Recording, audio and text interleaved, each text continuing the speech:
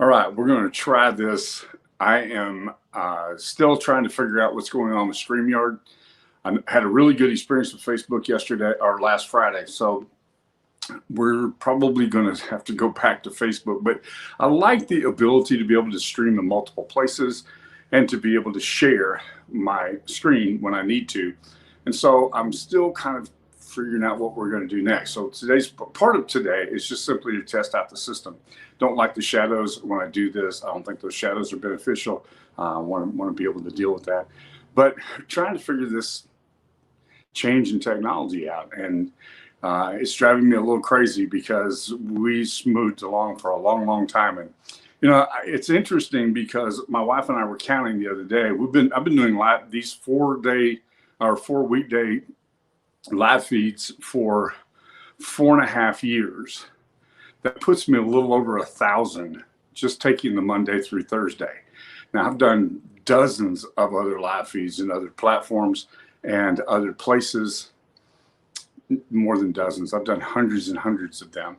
And so I've done lots of live streams, and this most recent deal with StreamYard is driving me nuts. I just didn't have the bandwidth for jacking around with something like that. So anyhow, that's enough of that. What I want to talk about today is what is the one thing that all entrepreneurs have in common. There's one thing that all entrepreneurs have in common, and the great thing is it's something that anybody can do, but it's not something that everybody does. That's the problem. The number one thing that all successful entrepreneurs, and you can change that word entrepreneur to almost anything.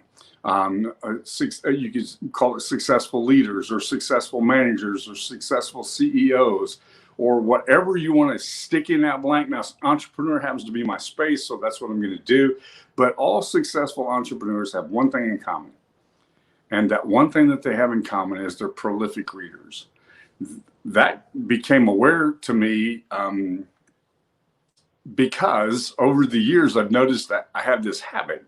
Whenever I travel, I don't care if I remember my socks, but I really do care if I remember the book that I was planning on reading. And so I make sure that I have with me the things that I'm looking for in order for me to be reading successful. A great trip for me is when I've had a little bit of time, I can open a book and I can check out something. And I've carried a book with me everywhere I go.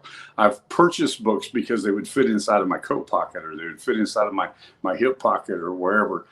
Those are my favorites because they're easy for me to pull them out and read wherever I'm going.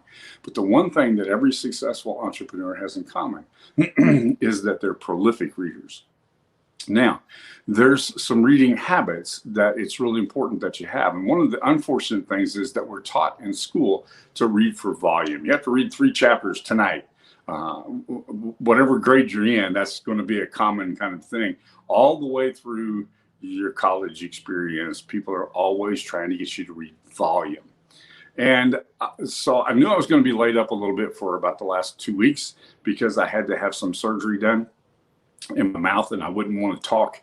And so I was going to take some time off, and I decided to fill that extra time with things I wanted to read. So I purchased a couple of books that in print form.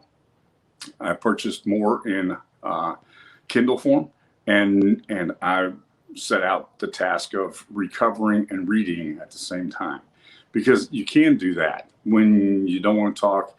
When you're feeling a little loopy in the head, you just can still read. And so I would I started doing, I set aside the books I wanted to have to read for that time. So over the weekend, I wrote a note to all of the people who are in my SDLP program, which is a self-directed learning project, which is the program that we teach people how to read for success. And it's a great program. It's one of the oldest things that I ever created. I've been doing it for almost 40 years now, and it's been incredibly successful for me. It's been the reason why I've been able to do some of the things that I've done. And so we created this program called Self-Directed Learning Project, or SDLP. And so I wrote a letter for them over the weekend, just simply explaining the fact, it was just an email, simply explaining the fact that I had set aside these 3 books I was going to read. They're all in the space that I work in. They're not anything new or out of the ordinary.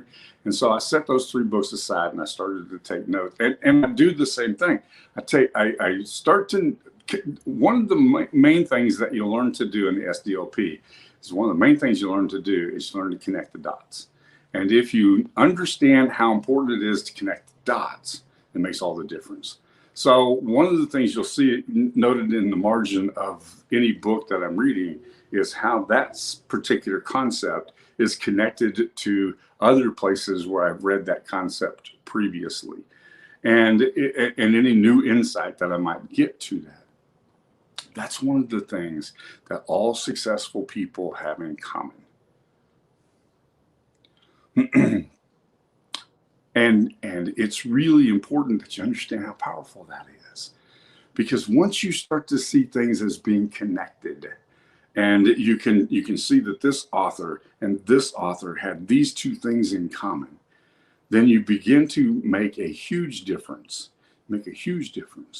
in your ability to be able then to connect that information to other people, other places, other situations, and other things that can benefit and be blessed by it. So just real quickly today, the one thing that all successful people have in common is that they're prolific readers. But reading has to be more than just volume. It has to be for enrichment rather than for how much volume do I get. If you're interested in the SDLP program, let me know. I'll be glad to hook you up. It's amazing. And I got a note from a guy over the weekend thanking me for the program after I sent the email out, thanking me for the program because of what it has done for him and how that it's changed his approach to everything because of the way that it's taught him how to read and how to read for personal enrichment and not for volume, just hoping that taking in the volume would make a difference. But instead, you take it in with a purpose, and a significant purpose. It makes all the difference in the world. With that, I've got to run. I've got some things I have to address. Something that has popped up while I've been on this live feed. So I'm going to address that, and I will see you tomorrow, same time, same place.